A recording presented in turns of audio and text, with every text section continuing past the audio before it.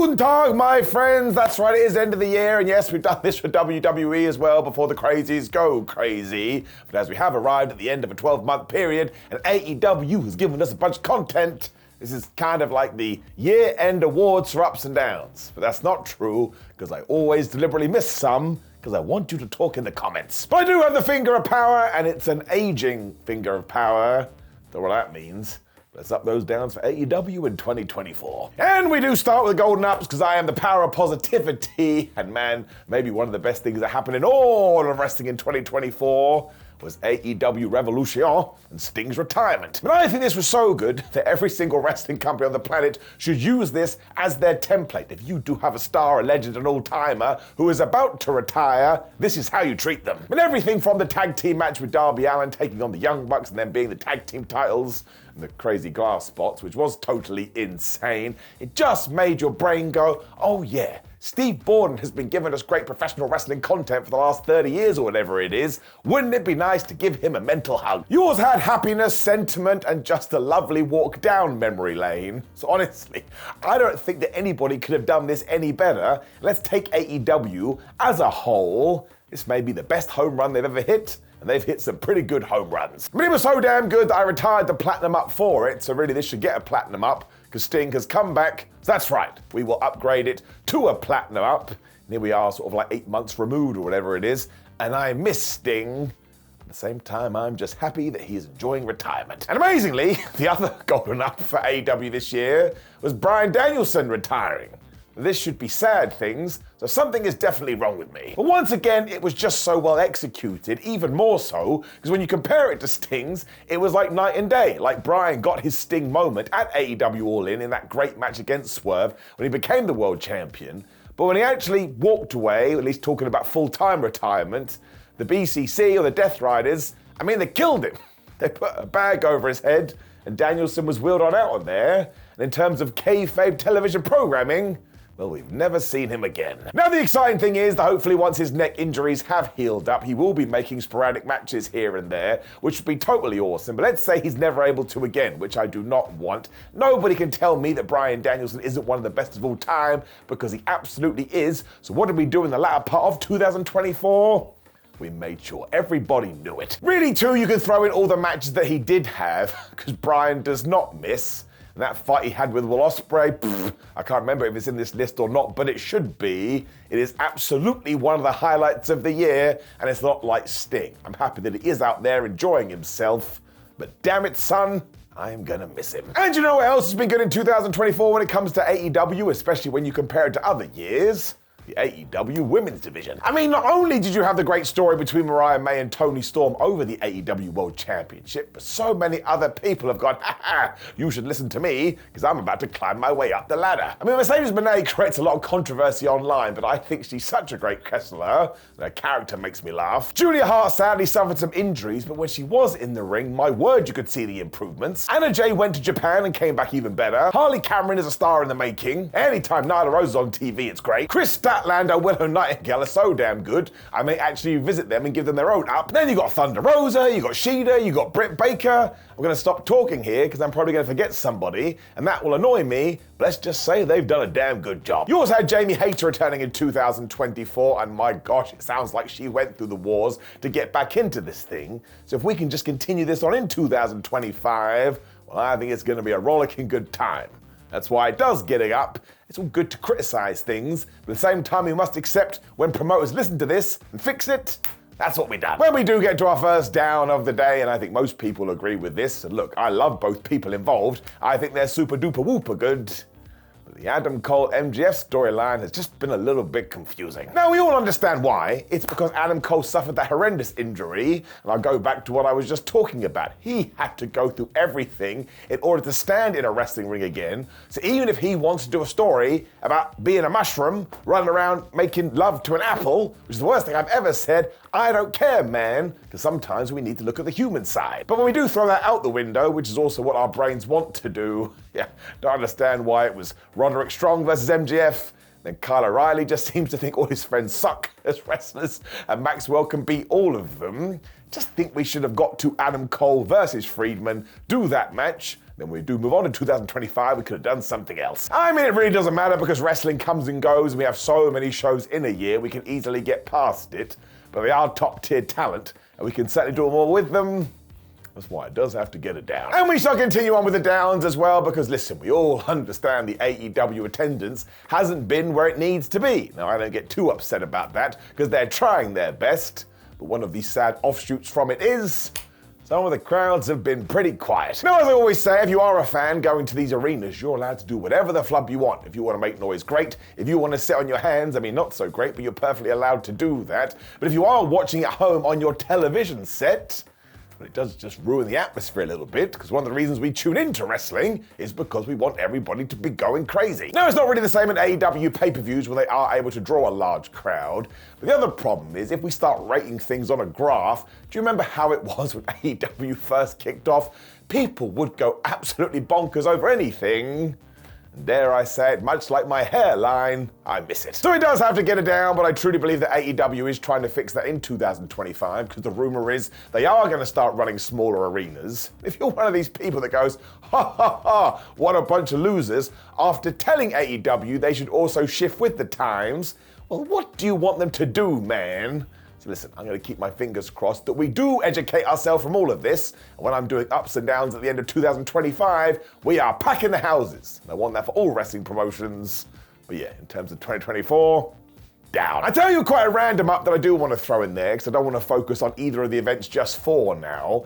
What AEW did from All In into All Out, well, I thought it was bloody brilliant. Because the year before, of course, there was only a 1 week gap, which was a bit much. And even though it was only 2 weeks here, look at all the goodness we got. We talked about everything with Bryan Danielson, which did kind of cap off the Wembley show. But then when you got to All Out, you also had stuff like Chris Statlander versus Willow Nightingale in that street fight, and a bunch of other good matches, to the point when you came out of that Monday after the second pay-per-view, man, All Elite Wrestling is back. And that wasn't technically true, but it's how it made you feel. You also had the Will Ospreay bookended matches because he took on MJF in London, then he took on Pac in Chicago, wherever the flub All Out was. And honestly, if you watch those back to back, you're just gonna have the best time. Talk about a 180 when it comes to main events too, because of course All Out was main evented by that Swerve Strickland Hangman Adam Page cage match.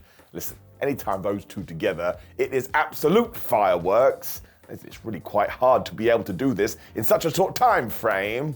But All Elite Wrestling did a great job up. And you know what? I'm just going to do it now because I have been thinking about that. Everything between Willow Nightingale and Chris Statlander and what they did individually is getting it out. I mean, that street fight at All Out, I just think is one of the best matches of the year. And then Chris went and did it with Mercedes Moné, and Willow went and did it with Mercedes Moné, and they just had all these good matches to boot. Plus, they had to deal with some injuries. Sometimes I think we should build the entire division around these two. In fact, maybe that's what we should do in 2025. They also have the benefit because they feel like AEW OGs, even though they have kind of had their experience in other promotions.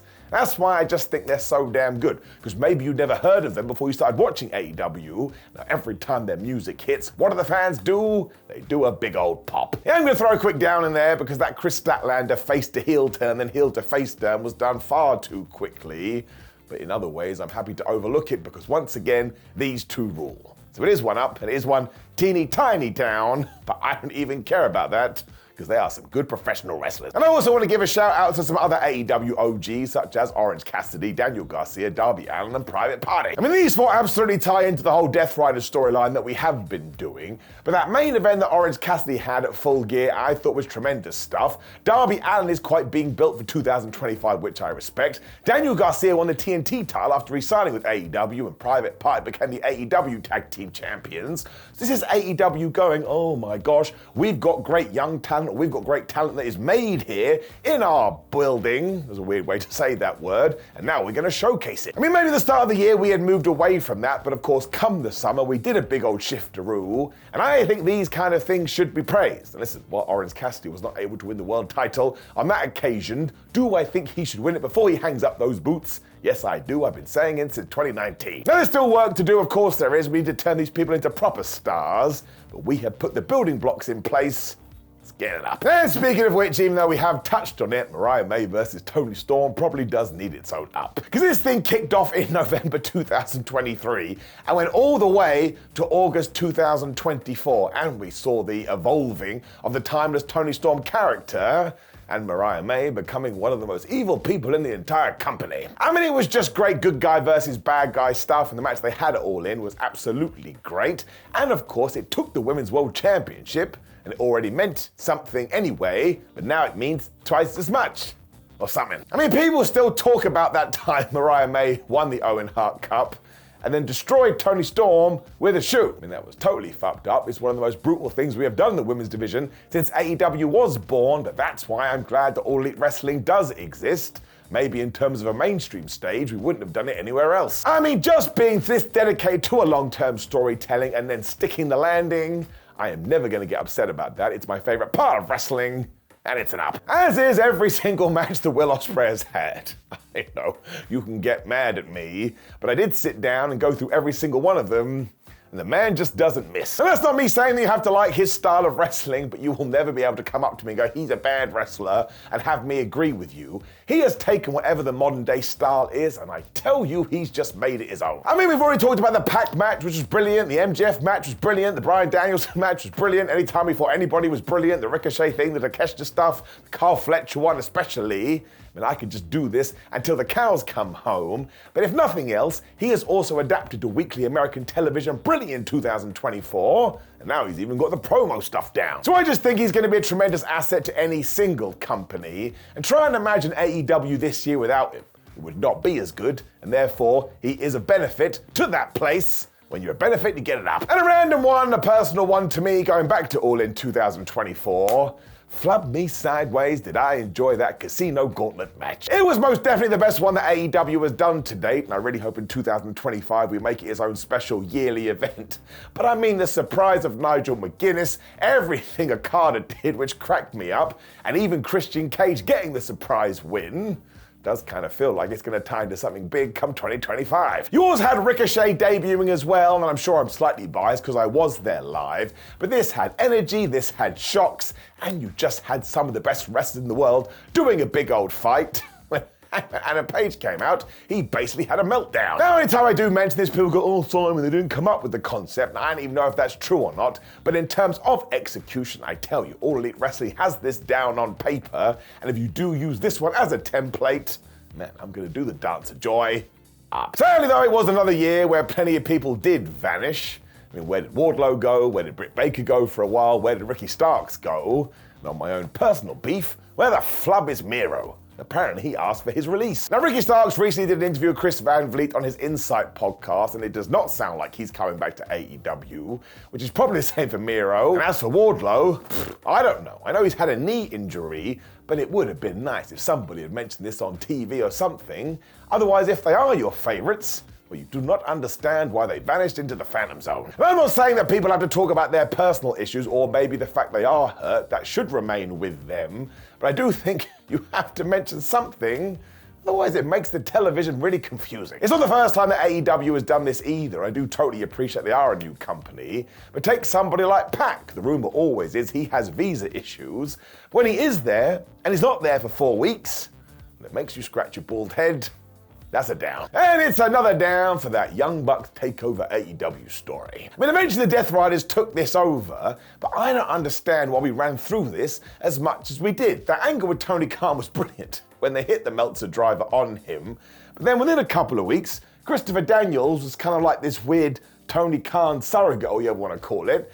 And then Tony Khan was just calling the plays anyway.